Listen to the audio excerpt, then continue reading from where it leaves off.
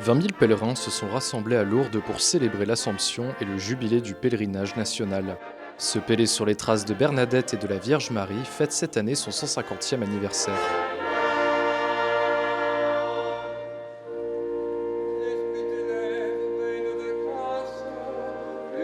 Parmi eux, Grégory et Dilette, lui découvrent le pèlerinage, elle s'y rend chaque année depuis 1973.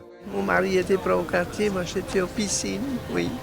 Maintenant il est décédé, ça fait 23 ans, et puis dans la mesure où je reviens encore tous les années, sauf là le 2020, je n'étais pas là, et 21, autrement c'était tous les ans, oui. C'est un appel, hein, c'est un appel comme ça qu'on reçoit, oui. Et si on a la santé encore, relativement. Et mon mari disait toujours, si on a la santé, il faut faire quelque chose, il faut, oui.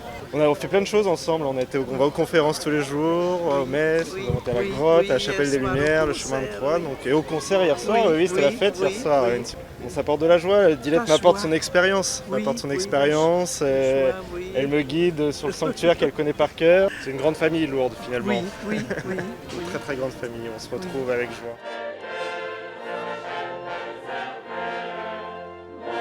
Le premier pèlerinage national remonte à 1873, une démarche de foi pour la nation française et les malades, initiée par les assomptionnistes. C'est une volonté de réunir la nation française. Tous les ans, le 15 août à 15 h, nous prions pour la France et pour le monde afin que nous sassions porter, conformément aux vœux de Louis XIII, mais pouvoir partager profondément des intentions de prière qui participent à l'unité et à la pacification de notre société et de notre pays. L'Église et les chrétiens ont un rôle à jouer. Ils ne sont pas spectateurs de ces événements. Nous pouvons être de ceux qui soignent et qui apaisent. Et alors l'histoire du pèlerinage, vous vous doutez bien qu'il a été marqué aussi par l'histoire de notre pays.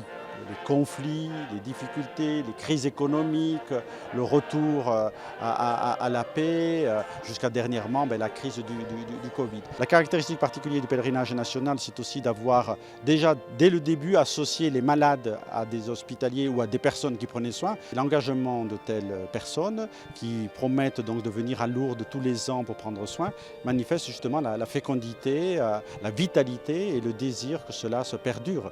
Parce que justement la tradition du pèlerinage national, ce n'est pas ponctuel, c'est dans la continuité, dans la fidélité. Ils sont au service de tous les pèlerins, des personnes malades, des personnes fragiles.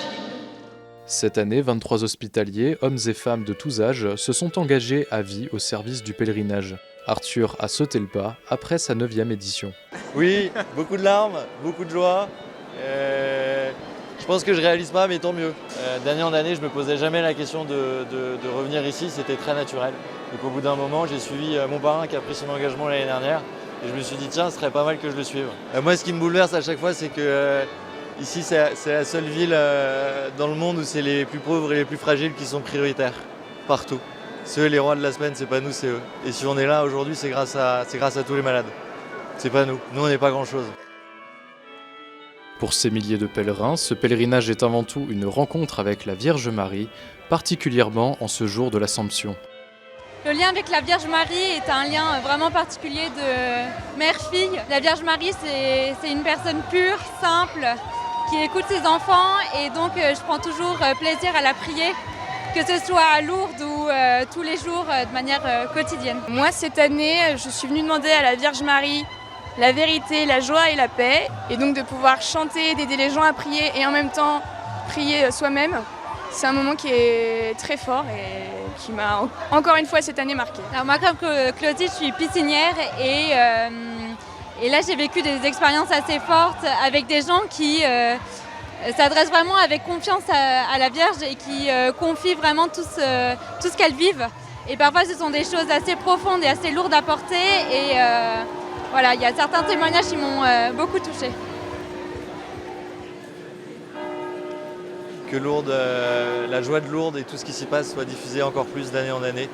Parce qu'à chaque fois ici, pour tout le monde, croyant, pas croyant, c'est un bouleversement et il y a quelque chose d'unique qui se passe ici toutes les années. Donc tout le monde puisse y venir et goûter une fois à la joie de Lourdes.